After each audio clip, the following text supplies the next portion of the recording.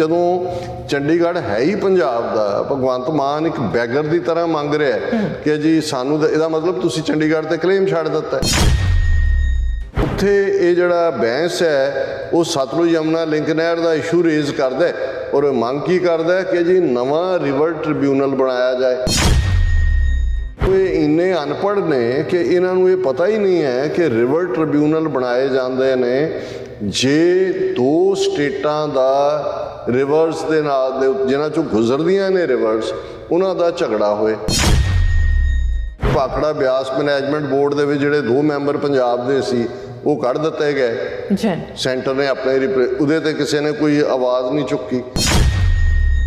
Agnipath scheme ਦੇ ਥੱਲੇ ਬੇਸ਼ੱਕ ਪੰਜਾਬ ਅਸੈਂਬਲੀ ਨੇ ਮਤਾ ਦਾ ਪਾਸ ਕੀਤਾ, ਪਰ ਕੀ ਪਾਰਲੀਮੈਂਟ ਦੇ ਵਿੱਚ ਪੰਜਾਬ ਦੇ ਨੁਮਾਇੰਦਿਆਂ ਨੇ ਕਿਹਾ ਵੀ ਇਹਦੇ ਨਾਲ ਜਿਹੜੀ ਸਾਡੀ ਆਲਰੇਡੀ 8-9% ਸਿੱਖ ਫੌਜ ਦੇ ਵਿੱਚ ਨੇ ਉਹ ਹੁਣ ਆਬਾਦੀ ਵਾਈਜ਼ 2-2.5% ਰਹਿ ਜਾਣਗੇ।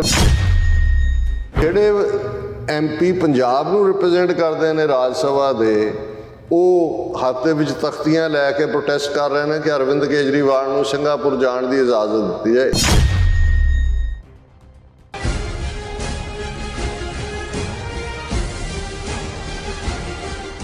ਦਰਸ਼ਕੋ ਬ੍ਰੇਕ ਬਾਅਦ ਤੁਹਾਡਾ ਸਭ ਦਾ ਭਰਪੂਰ ਸਵਾਗਤ ਹੈ। ਸੋ ਵੀਅਰਸ, ਗੱਲਬਾਤ ਕਰਾਂਗੇ ਕਿ ਆਮ ਆਦਮੀ ਪਾਰਟੀ ਦੇ ਰਾਜ ਸਭਾ ਮੈਂਬਰਾਂ ਵੱਲੋਂ ਮੌਨਸੂਨ ਸੈਸ਼ਨ ਦੌਰਾਨ ਪੰਜਾਬ ਦਾ ਕੋਈ ਵੀ ਮੁੱਦਾ ਨਹੀਂ ਚੱਕਿਆ ਗਿਆ। ਉਹਨਾਂ ਨੇ ਕੇਜਰੀਵਾਲ ਨੂੰ ਸਿੰਗਾਪੁਰ ਜਾਣ ਦੀ ਇਜਾਜ਼ਤ ਨਾ ਦੇਣ ਤੇ ਪ੍ਰੋਟੈਸਟ ਕੀਤਾ। ਇਹੀ ਹਾਲ ਭਗਵੰਤ ਮਾਨ ਦੇ ਚੰਡੀਗੜ੍ਹ ਪ੍ਰਤੀ ਅਤੇ ਪਾਣੀਆਂ ਪ੍ਰਤੀ ਸਟੈਂਡ ਦਾ ਹੈ। ਸੋ ਵੀਅਰਸ, ਇਉਂ ਜਾਪਦਾ ਹੈ ਕਿ ਪੰਜਾਬ ਦੀ ਆਮ ਆਦਮੀ ਪਾਰਟੀ ਪੰਜਾਬ ਦੀ ਨੁਮਾਇੰਦਾ ਨਾ ਹੋ ਕੇ ਕੇਜਰੀਵਾਲ ਦੀ ਹਿੰਦੂਤਵਾ ਪਾਰਟੀ ਹੈ।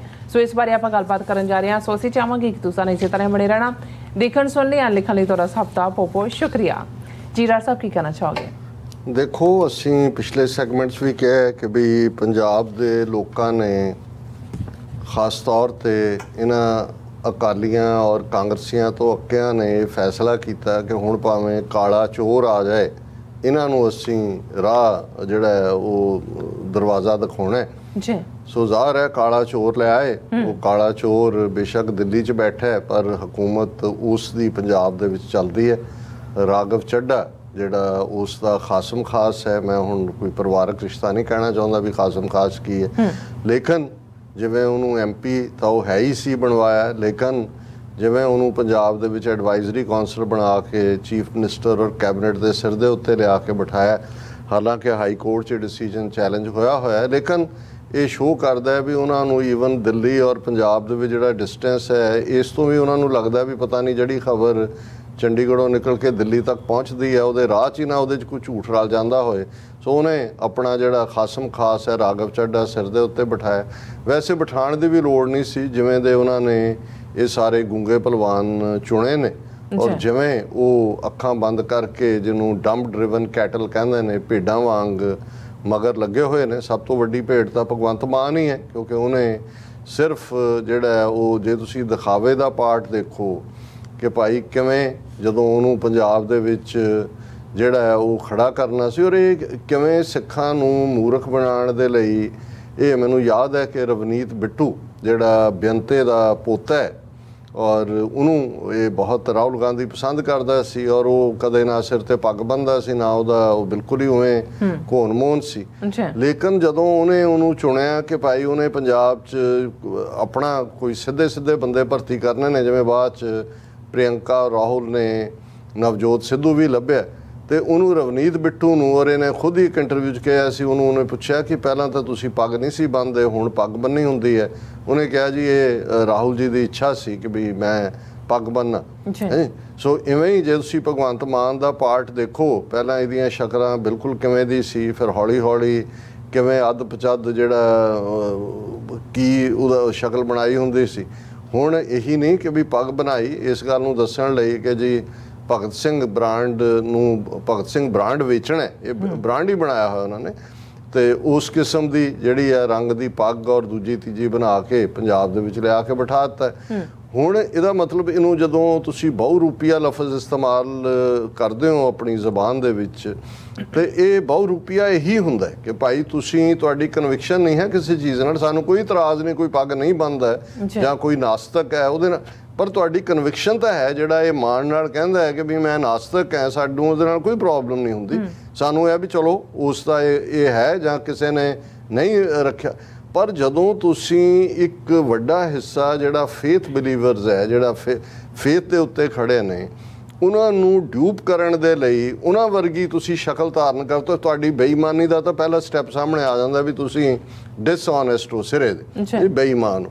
ਫਿਰ ਜੇ ਹੁਣ ਤੁਸੀਂ ਪੰਜਾਬ ਦੇ ਹਿੱਤਾਂ ਦੇ ਨਾਂ ਲੈ ਕੇ ਪੰਜਾਬ ਨਾਲ ਇਨਜਸਟਿਸ ਜਾਂ ਦੂਜਾ ਇਹ ਸਾਰਾ ਰੌਲਾ ਜਿਹੜਾ ਉਹ 5 ਸਾਲ ਪਾਰਲੀਮੈਂਟ ਮੈਂਬਰ ਹੁੰਦਿਆਂ ਵੀ ਭਗਵੰਤ ਮਾਨ ਨੇ ਪੰਜਾਬ 'ਚ ਤਾਂ ਆਪਣਾ ਇਹੀ ਸੌਦਾ ਵੇਚਿਆ ਕਿ ਜੀ ਦੇਖੋ ਮੈਂ ਇਹਨਾਂ ਇਸ ਮੁੱਦੇ ਤੇ ਗੱਲ ਕੀਤੀ, ਉਹਦੇ ਤੇ ਕੀਤੀ। ਇਕੱਲਾ ਇਹੀ ਨਹੀਂ ਵੀ ਉਹਨੇ ਕੀਤੀ, ਜਦੋਂ ਗੁਰਬਖਸ਼ ਸਿੰਘ ਹੋਰਾਂ ਨੇ ਸਭ ਤੋਂ ਪਹਿਲਾਂ ਬੰਦੀ ਸਿੱਖਾਂ ਦੀ ਰਿਹਾਈ ਦੇ ਲਈ ਜਿਹੜਾ ਮੋਰਚਾ ਲਾਇਆ ਸੀ, ਜਿੱਥੇ ਉਹ ਵਰਤ ਤੇ ਬੈਠੇ ਸੀ, ਉਹਦੇ 'ਚ ਵੀ ਇਹ ਗਿਆ ਭਗਵੰਤ ਮਾਨ। ਔਰ ਤੁਸੀਂ ਪੁਰਾਣੇ ਰਿਕਾਰਡਸ TV 84 ਦੇ ਨਾਲ ਇੰਟਰਵਿਊ ਵੀ ਕੀਤਾ ਕਿ ਉਹਨਾਂ ਦੀ ਪਰ ਤੁਸੀਂ ਦੇਖੋ ਵੀ ਇਹ ਜਿਹੜੀ ਸੱਤਾ ਦੀ ਹਿਰਸ ਹੁੰਦੀ ਹੈ ਜਾਂ ਭੁੱਖ ਹੈ, ਉਹ ਤੁਹਾਨੂੰ ਕਿੱਥੋਂ ਤੱਕ ਲੈ ਜਾਂਦੀ ਹੈ ਕਿ ਉਹੀ ਇੱਕ ਪਾਸੇ ਉਹ ਖੁਦ ਜਦੋਂ ਅਜੇ ਇਸ ਲੈਵਲ ਤੇ ਤਾਂ ਅਜੇ ਨਹੀਂ ਸੀ ਪਹੁੰਚਿਆ ਹੋਇਆ, ਉਹ ਸ਼ਾਮਲ ਹੁੰਦਾ ਹੈ ਉਸ ਥਾਂ ਤੇ, ਰਾਤ ਵੀ ਰਹਿੰਦਾ ਹੈ ਕਿ ਜੀ ਬੰਦੀ ਸਿੱਖਾਂ ਦੀ ਰਿਹਾਈ ਹੋਏ।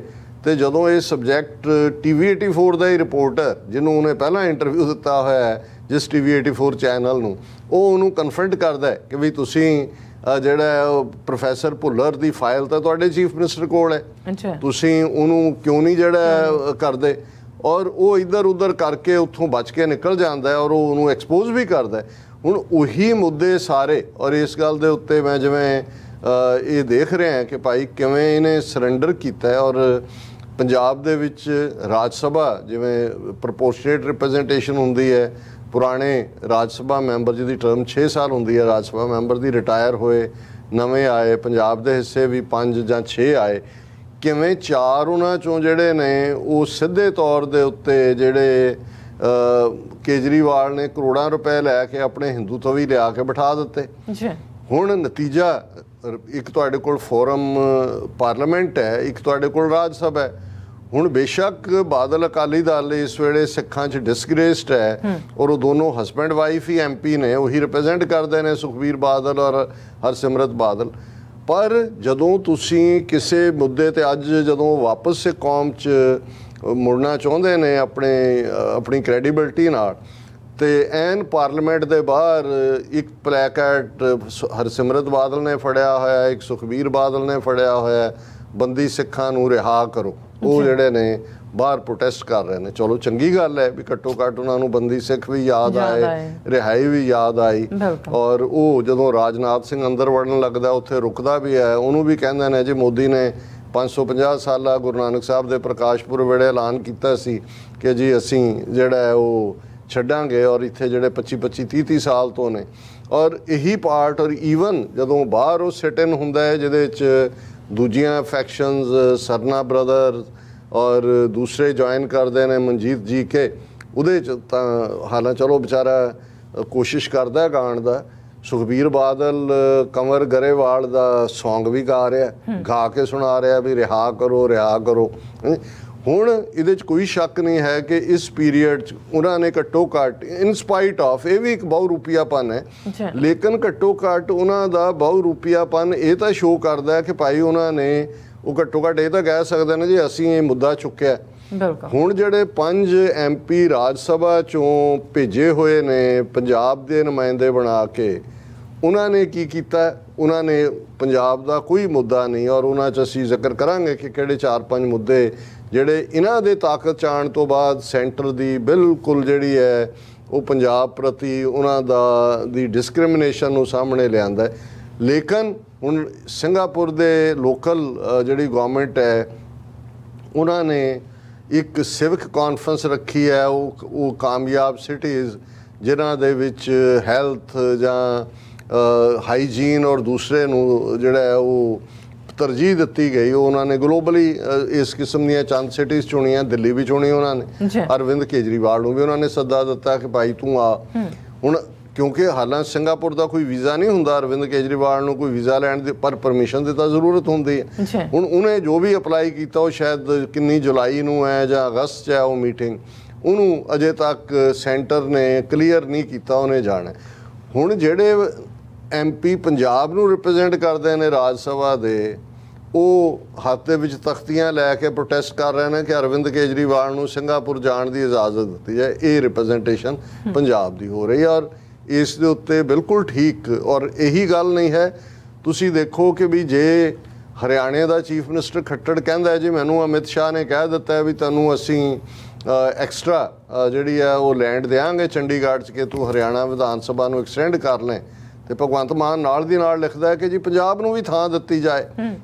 ਹੁਣ ਉਹਦੇ ਤੋਂ ਹਰ ਇੱਕ ਨੇ ਕਿਹਾ, ਈਵਨ ਜਿਹੜੇ ਉਹਦੇ ਹਮਾਇਤੀ ਵੀ ਮੀਡੀਆ 'ਚ ਜਿਵੇਂ ਉਹ ਮੀਡੀਆ ਚੈਨਲ ਜਿਹਨਾਂ, ਔਰ ਇਸ ਗੱਲ ਦਾ ਧਿਆਨ ਰਹੇ ਕਿ ਜਦੋਂ ਅਸੀਂ ਅੱਜ ਆਪਣਾ ਮੀਡੀਆ ਦੇਖਦੇ ਹਾਂ ਪੰਜਾਬੀ ਮੀਡੀਆ, ਇੱਕ ਪਾਸੇ ਦਿੱਲੀ 'ਚ ਬੈਠਾ ਜਿਹੜਾ ਗੋਦੀ ਮੀਡੀਆ ਹੈ ਔਰ ਉਸ ਨਾਲ ਜੁੜਿਆ ਹੋਇਆ ਬਾਕੀ ਨੈਟਵਰਕ, ਉਹ ਖੇਡ ਰਿਹਾ ਗੋਦੀ ਮੀਡੀਆ ਦੀ। ਪੰਜਾਬ ਦੇ ਪੰਜਾਬੀ ਮੀਡੀਆ ਨੂੰ ਇਸ ਵੇਲੇ ਔਰ ਈਵਨ ਇਹਨਾਂ ਚੋਣਾਂ ਤੋਂ ਪਹਿਲਾਂ ਹੀ ਉਹ ਕੇਜਰੀਵਾਲ ਦੀ ਪਾਰਟੀ ਜਾਂ ਇਹਨਾਂ ਨੇ ਕਾਬੂ ਕੀਤਾ ਹੋਇਆ। ਨਾ ਮੋਦੀ ਡਾਇਰੈਕਟ ਪ੍ਰੈਸ ਕਾਨਫਰੰਸ ਕਰਕੇ ਕਦੇ ਮੀਡੀਆ ਦੇ ਰੂਬਰੂ ਹੁੰਦਾ, ਨਾ ਭਗਵੰਤ ਮਾਨ ਹੁੰਦਾ। ਉਹੀ ਸਟੇਜ ਢੰਗ ਦੇ ਨਾਲ ਜਿਹੜੇ ਨੇ ਉਹ ਆਪਣੀਆਂ ਸਟੇਟਮੈਂਟਾਂ ਜਾਰੀ ਕੀਤੀਆਂ ਜਾਂਦੀਆਂ।